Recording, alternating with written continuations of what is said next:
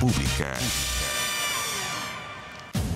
¿Qué tal? ¿Cómo están ustedes? Muy buenas noches, bienvenidos a Vía Pública. Ya lunes 24 de abril, el gobierno presentó oficialmente el Plan Calle Sin Violencia, iniciativa que busca, como usted sabe, enfrentar la crisis de seguridad que se vive en nuestro país, especialmente haciendo frente al narcotráfico.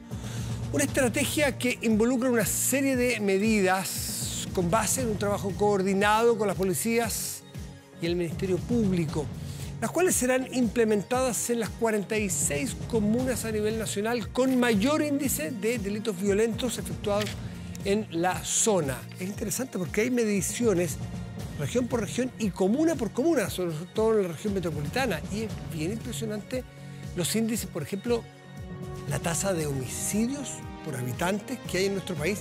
Si usted hace una diferencia entre el norte y el sur, son dos países, si lo medimos por ese parámetro, dos países. Mírenlo usted y la cantidad, por ejemplo, en Arica, Parinacota y en Tarapacá, algo así en torno a 10 homicidios por cada 100.000 habitantes. En Magallanes, 1. Esa es la diferencia que hay. O sea, en el norte tenemos un problema, Biobío también está alto, pero metropolitana también, pero en el norte tenemos un problema que es muy evidente, lo indican las cifras, la evidencia. Y después si buscamos aquí en Santiago, en la región metropolitana, también hay unas comunas que están mucho más complicadas que otras. Eso es parte de los fundamentales, no es lo único, con lo cual se hace el foco en algunas comunas para tomar estas medidas. Bueno, sin embargo, existen críticas por parte de alcaldes, justamente, cuyas comunas han quedado fuera de este plan. Es el caso de Pedro Aguirre Cerda. El alcalde, que le resulta incomprensible, dice, ya que durante justamente esta jornada suspendió actividades de 4 establecimientos educacionales. Era 2 de jardines infantiles, 2 de prebásica, 1 de básica y 1 de educación para adultos. ¿Por qué cerraron? ¿Recuerdan la historia de Valparaíso? Bueno, funerales narco, es decir, prevención a la que podía armarse, a lo que podía ocurrir. Un alcalde que siente que no le puede dar seguridad a sus vecinos y prefiere dejar de hacer clases. Así es que, bueno, eso es lo que ocurrió. Había un funeral en este caso, un funeral de un delincuente que murió en Italia y cuyo cuerpo llegó al país el pasado viernes, lo que ha significado la paralización de la comuna durante la mañana de este lunes por ser un funeral de alto riesgo. Vecinos del sector se declaran atemorizados por la situación, especialmente por las balaceras que se ejecutan en ese tipo de funerales, así como también por el lanzamiento de fuegos artificiales en el sector. Bueno, es una historia que la hemos contado tantas veces y que probablemente muchos de ustedes no se las han contado, las viven. Y por eso, bueno, desde aquí la empatía con esa gente y la esperanza de que estos planes sean lo suficientemente buenos como para justamente cambiar la vida de los chilenos y las chilenas que se merecen tener una vida tranquila en su hogar con sus familias. Vamos a la mesa de conversación.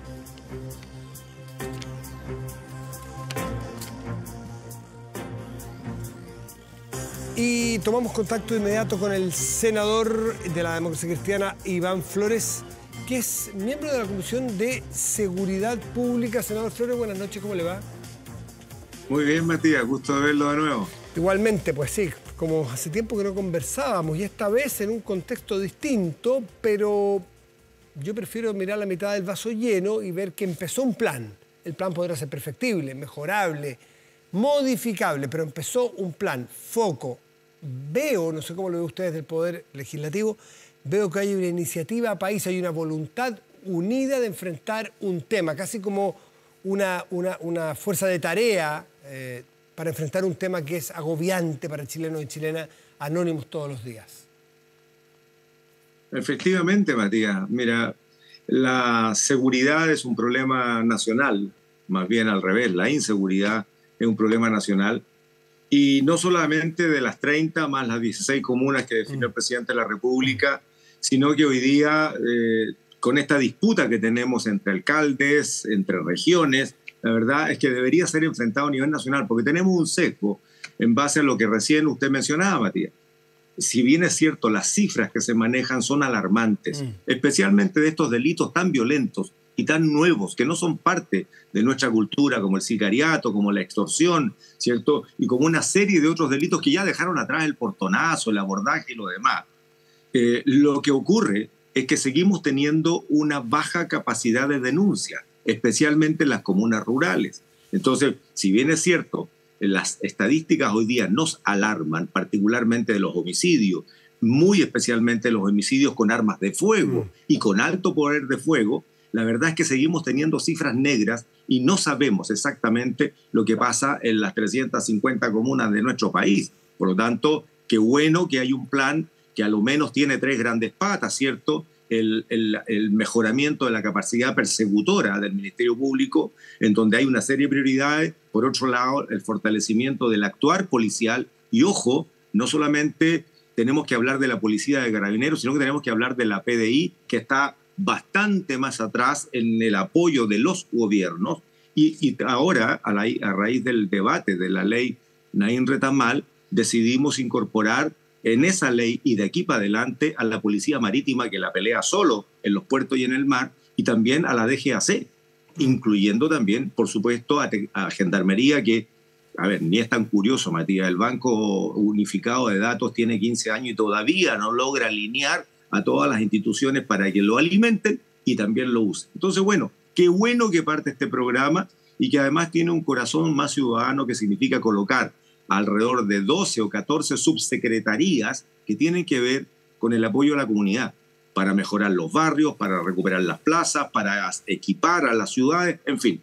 En el fondo, toda la carne en la parrilla, porque al final, si no recuperamos pronto el Estado de Derecho, con obligaciones y con derechos, lo que vamos a permitir es el avance brutal de una forma de cometer delitos, Matías, que ni siquiera la imaginamos en su amplia magnitud. Usted recién comentaba lo del funeral narco. Eso es un mundo al revés.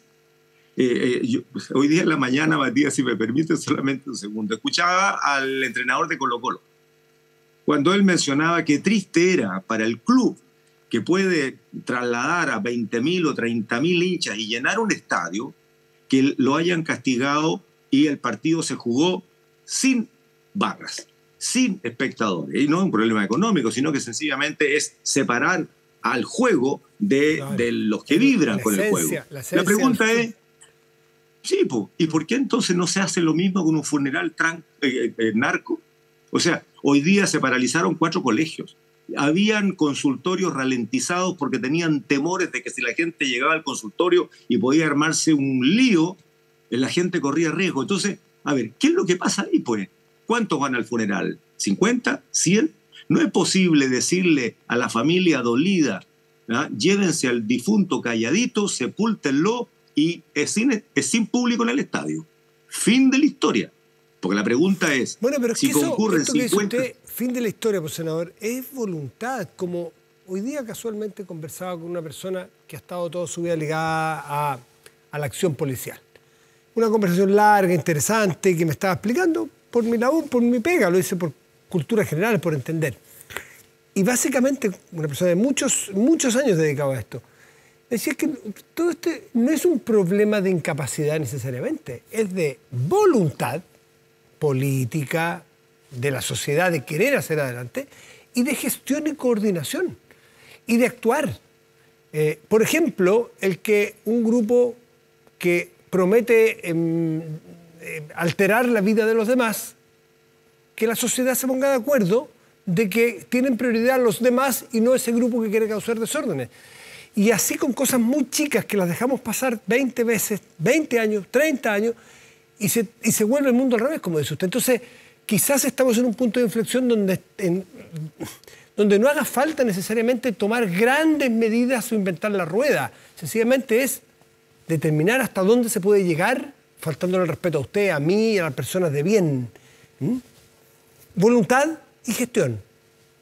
Tal cual, porque hoy día lo que necesitamos es una coordinación y una sintonía entre las instituciones políticas para priorizar los acuerdos, las instituciones técnicas que tienen que actualizar la tecnología, tienen que capacitar a nuestras instituciones, particularmente a las policías que se nos están quedando atrás, Hay una serie de delitos, Matías, particularmente los cibernéticos, que hoy día no tenemos capacidad de respuesta. No tenemos.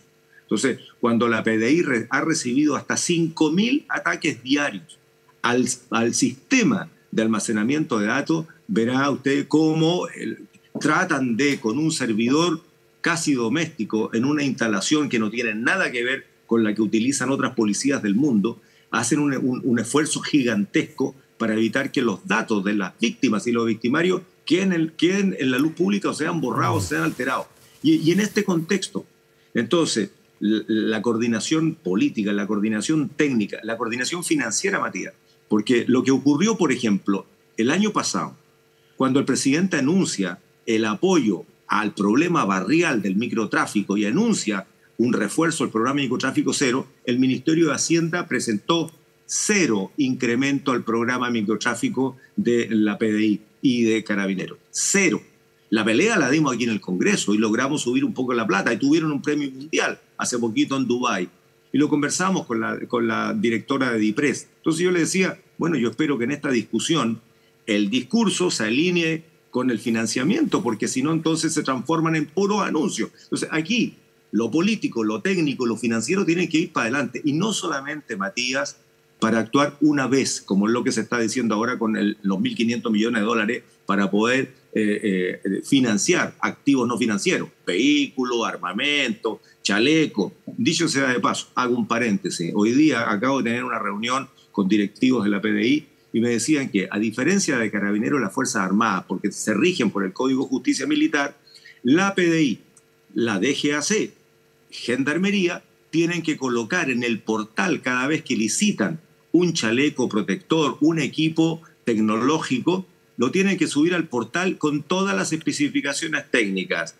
Usted, yo, el señor de la esquina y don Pepe, que tiene el kiosco ahí, qué decir de un narcotraficante, perfectamente entra, revisa cuáles son las especificaciones técnicas y va a la tienda y compra algo que sea superior, pues. O sea, cosas tan absurdas como esa, Matías, es lo que ocurre hoy día. Bueno, por lo tanto, la cuestión tiene que ser mucho más integral. Ahora, como usted vive ahí en el contexto del Parlamento y de la política, ¿qué es mejor que alguien como usted para decirnos si es que usted siente que en el último tiempo se ha generado o se ha acumulado al menos algún consenso más amplio y de voluntad de actuar frente a este problema? ¿O cree que todavía hay una línea divisoria por desconfianza, por sacar ventajas políticas de unos u otros? ¿O cree que efectivamente estamos en una situación distinta para poder tener la esperanza de avanzar? Siento que estamos transitando para allá. Si esta conversación la hubiésemos tenido hace un año, mi respuesta habría sido bastante dura y lapidaria.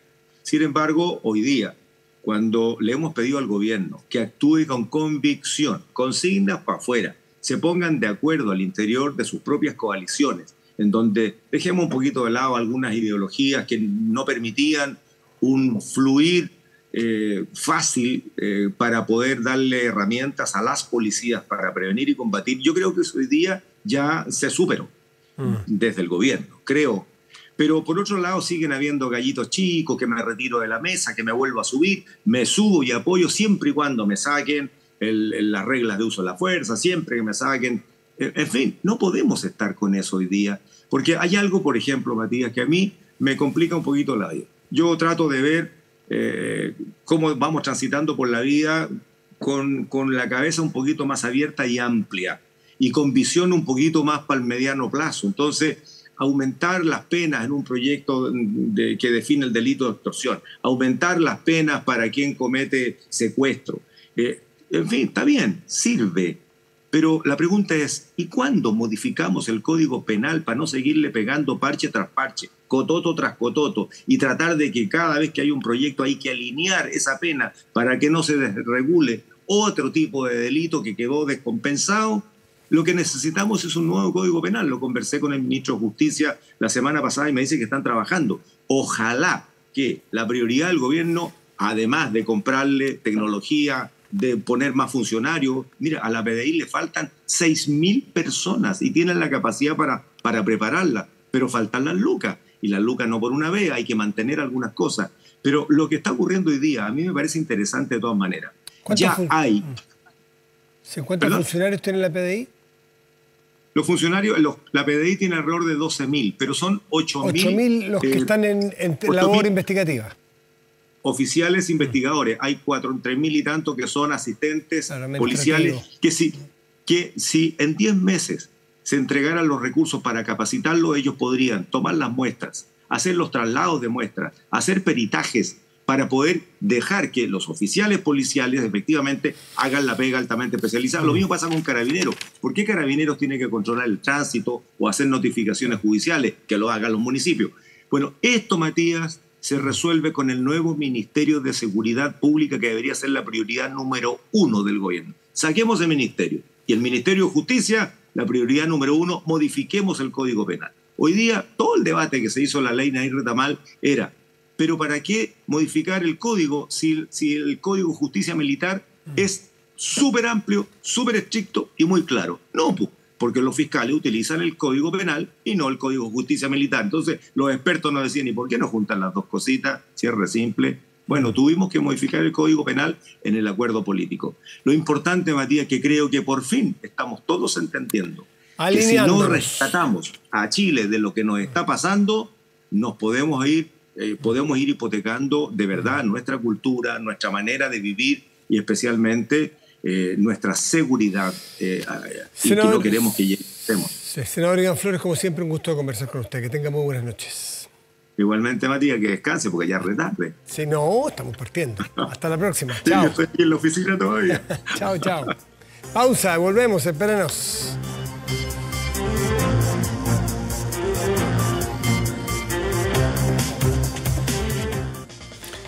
Nos enteramos a fines de la semana pasada y se llevó a cabo durante el fin de semana la extradición del exmandatario Alejandro Toledo en el Perú.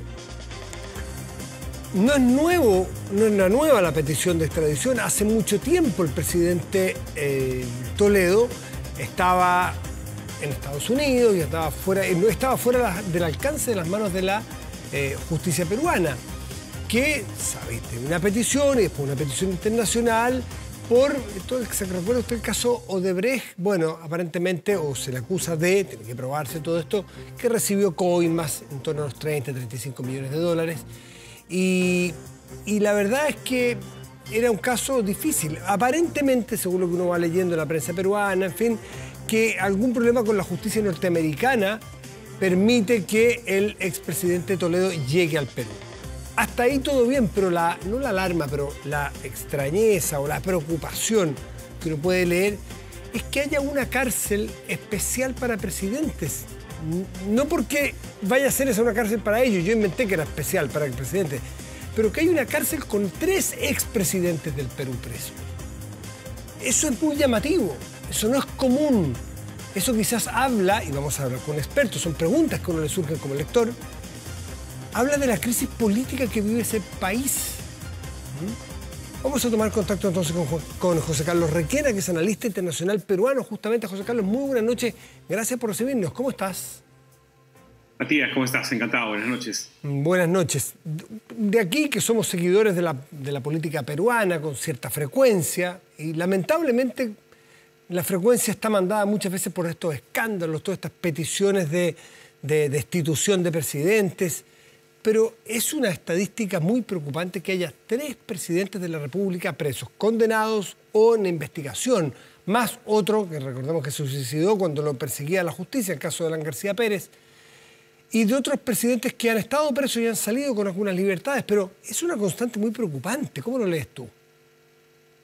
Sí, sin duda, claro que lo es, y habla o es bastante gráfica de la situación crítica en la que se encuentra la política peruana. De hecho, esto que comentabas en la introducción, el hecho que haya una cárcel en la que hay 3 expresidentes, pues creo que habla por sí sola, ¿no? Entonces, para ser más preciso, incluso con la estadística de los presidentes vivos desde el año 80, solamente el presidente Sagasti, que fue brevemente... Sí, Francisco Sagasti. Francisco Sagasti no tiene ninguna acusación. Claro. Quizás ahí le podamos agregar a Manuel Merino, aunque fue presidente por solo una semana, claro, pero en general es una situación crítica, ¿no? Y creo que bastante gráfica. En el caso de Lava Jato, el escándalo ha impactado a todos los gobiernos elegidos desde el año 2001, ¿no? Es precisamente uno de estos casos el que involucra al presidente Toledo, y efectivamente él había estado en este proceso por lo menos desde el año 19 frente a un Estado muy garantista como es la justicia estadounidense, que efectivamente en algún momento Toledo cometió algo que mostró esta voluntad de escabullirse la justicia, ¿no? Y que sin embargo aún hoy hay algunas personas que digamos, no creen esta voluntad de escabullirse, me refiero. Claro, habría habido un presunto fraude de Toledo, leo en RPP en este momento, un presunto fraude de Toledo a la justicia norteamericana que habría sido decisivo en su extradición. ¿Qué hay de eso? Es decir, él trató de, o más bien engañó o tuvo un problema con la justicia y eso permitió que fuera extraditado. Sí, porque efectivamente hubo una aparente presentación de información falsa que hizo ver una voluntad de dolo, y entonces la justicia norteamericana, que como te decía era muy garantista y ante la cual hay que ser también precisos, hubo algún comportamiento de la clase política peruana que daba asidero a que Toledo dijera que era perseguido político, y era la presión que ejercían algunos actores políticos, sobre todo desde el Parlamento, para que la justicia actúe con cierta celeridad. La justicia ha avanzado, y esto me refiero a la Fiscalía, que es la titular de la acción penal del Estado, ha avanzado recolectando pruebas que creo que son bastante sólidas, de las que la política debía estar al margen. Sin embargo, este voluntarismo muchas veces terminaba favoreciendo a Alejandro Toledo en esta retórica que utilizó por mucho tiempo para presentarse como perseguido político, algo que creo yo está lejos de la realidad. Bueno, de hecho hoy entiendo, se habla en el Perú que la justicia habría requisado 4 o 5 propiedades vinculadas a él o a su familia en zonas del Perú, en distintas zonas del Perú, lo cual habla también de que no calzan sus activos, su patrimonio, con los recursos que pudo haber obtenido como un salario como funcionario público, un presidente de la República. A estas alturas, él no sé si ha colaborado, entiendo que su abogado dice que no tendría por qué necesariamente participar del juicio. Él ha hablado, aunque sea por entrevista cuando estaba afuera o a través de terceros, si él estima ahora que en realidad hay algo por qué juzgarlo, ¿reconoce alguna falta, algún error, algún delito o no, nada todavía? Bueno, una de las noches del fin de semana, no recuerdo bien si sábado o domingo, pero el presidente Toledo, cuando anunció que se iba a entregar a la justicia estadounidense, ahora lo recuerdo bien, fue el jueves por la noche, cuando él anunció esto, seguía clamando su inocencia y más bien pedía un trato justo por parte de la justicia peruana, y también que se le tenga cierta consideración por su situación de salud. Aludió a un problema oncológico, pero persistía en clamar por su inocencia. Eso, sin embargo, como te decía, hay muchísimos indicios. De hecho, este caso empezó con una denuncia periodística hace, ya te hablo del año 2015, en que se ubicaron propiedades que primero Toledo atribuyó a una indemnización por ser víctima del holocausto que habría recibido su suegra, pero que con el avance del tiempo se pudo demostrar que esa era una información falsa. Entonces, esto fue creciendo y luego ya vinieron testimonios de algunos ejecutivos de Odebrecht que hablaban de un soborno, en concreto por el caso de la interoceánica, una carretera. Y entonces ya lo dejó en una situación mucho más complicada, ¿no? En ese entonces ya Toledo estaba en Estados Unidos, a buen recaudo. Toledo fue candidato presidencial por última vez el año 2016, cuando obtuvo solamente el 1.3% de los votos válidos, que muestra, creo yo, el descrédito en el que ya había caído. Y desde entonces el proceso de extradición ha sido muy largo, enredado, y también frente a un sistema muy garantista como el estadounidense, que demandaba un especial rigor. José Carlos, entiendo que la Fiscalía pide 20 años de prisión para este hombre. ¿Es eso? ¿O hay más causas que puedan sumar eventualmente peticiones de detención? El fiscal José Domingo Pérez, que lleva el caso, se ha ratificado en que esa va a ser la pena que va a pedir. Lo que queda es que haya el juicio oral y que el juez considere que hay elementos para recibir tal sanción. Perfecto. ¿Cuál es la realidad, así someramente, porque no tiene espacio ni tiempo para todos, de los expresidentes que están... sabemos que Fujimori está condenado, Castillo está por la situación más bien política hasta ahora de su gobierno que terminó hace poco, pero Ollanta Humala, que también tenía vínculos con este caso de Odebrecht, ¿en qué va? ¿Terminó? ¿Fue no condenado, me imagino, porque si no estaría preso? ¿Fue dejado totalmente en libertad y es declarado inocente o sigue la investigación? Y otros presidentes, Vizcarra, PPK, Pedro Pablo Kuczynski, ¿en qué situación procesal están estos expresidentes? Mira, en el caso de Humala y de Kuczynski, la investigación todavía está en curso. Ellos purgaron, en el caso de Humala, purgó prisión preventiva en un penal. En el mismo, entiendo, ¿no? ¿Perdone? En el mismo penal, si no me equivoco, ¿no? Sí, en el mismo penal. Y el presidente Kuczynski purgó prisión preventiva, ahora está simplemente con algunas medidas de arraigo, no puede salir del país.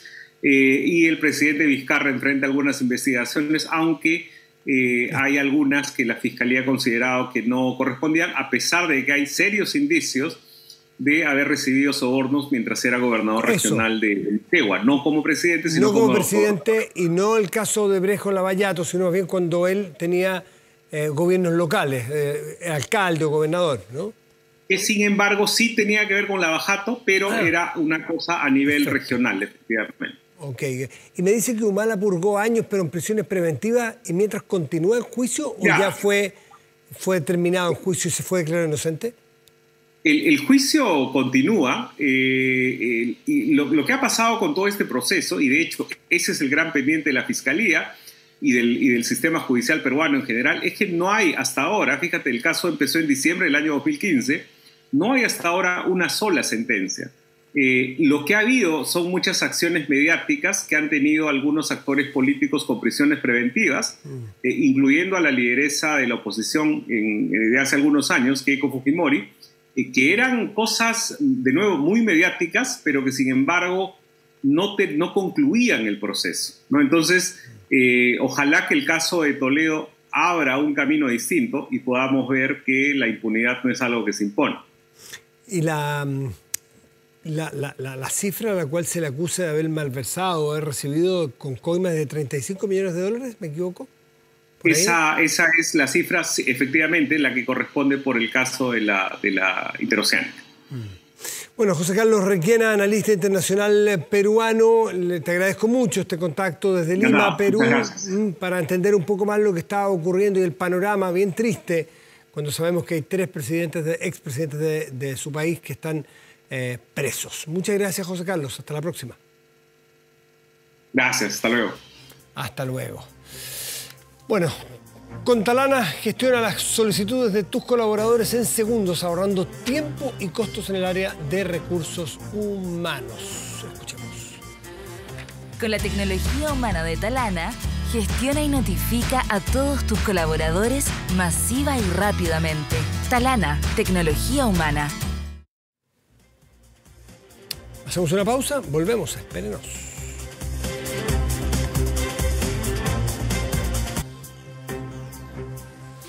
Banco Estado sigue acompañando a todas las empresas para que sigan adelante con Fogape Chile Apoya.